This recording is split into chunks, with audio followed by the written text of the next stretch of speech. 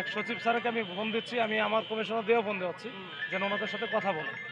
আজকে আপনি দালাল হাসপাতাল ক্লিনিকগুলোতে যে দেখবেন তারা এমবিবিএস ডাক্তার না রেখে তারা এই ডিএমএফ ম্যাটসদের রাখতেছে, ভুয়া ডাক্তারের রাখতেছে, ওটি বয় ওয়ার্ড বয় দিয়ে ওটি করাচ্ছে। অথচ একটা নিয়ম কি যে একটা সিনিয়র ডাক্তারের সাথে একজন MBBS doctor, registered MBBS doctor থাকবে, মেডিকেল অফিসার থাকবে। এক সচিব স্যারকে আমি ফোন দিচ্ছি, আমি আমার কমিশনার দিয়েও ফোন দিচ্ছি যেন ওনাদের সাথে কথা বলে।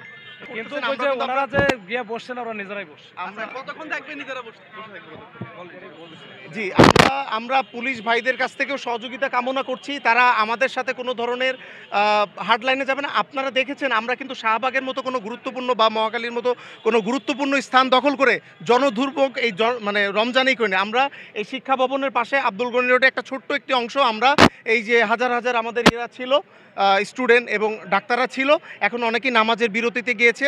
হ্যাঁ, তো তারপর আমরা এখানে অনেকজন আছি, আমরা এখানে অবস্থান করতেছি, কিন্তু তারাও আমাদের সাথে পুলিশ ভাইরাও এখন পর্যন্ত আমাদের কাছে সহযোগিতা করতেছে। কিন্তু তারা যদি কোনোভাবে আক্রমণাত্মক কৌশলে যায় আমরা পরবর্তীতে আরও কঠোর কর্মসূচি দিতে বাধ্য হব এবং সেখানে আমরা প্রয়োজনে আমাদের হাসপাতাল কেন্দ্রিক যেসব আন্দোলন থাকবে সেই জনদুর্ভোগের দায় তাদের হবে।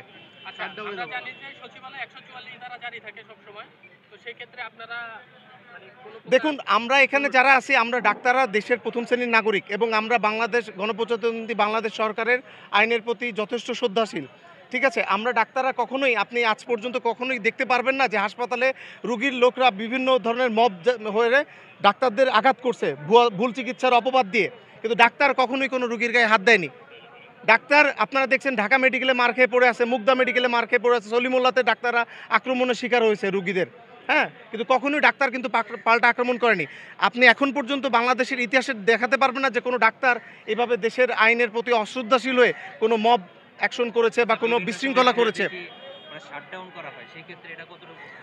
শাটডাউন করা, দেখেন আপনারা কখনোই চাবেন না যে একটা 6 মাস 2 বছর 3 বছরের কোর্স করা একটা ব্যক্তি আপনার বাচ্চার অপারেশন করুক, আপনার মা বাবার অপারেশন করুক। এখানে অপারেশন থিয়েটারগুলোতে এই যে মৃত্যু হচ্ছে, আপনাদের সাংবাদিক ভাইদেরও তো একটা দায়িত্ব যে আপনারা দেখবেন যে হসপিটালগুলোতে এই যে ছোট ছোট ক্লিনিক যেগুলো আছে ঢাকা শহরে, যেগুলো আছে ঢাকার বাইরে যেগুলোতে আছে, আপনারা যে চেক করেন দেখবেন এমবিবিএস ডাক্তার নাই, ওয়ার্ড বয়, ওটি বয়, আয়া বয় খালাদের দিয়ে ওটি করাচ্ছে।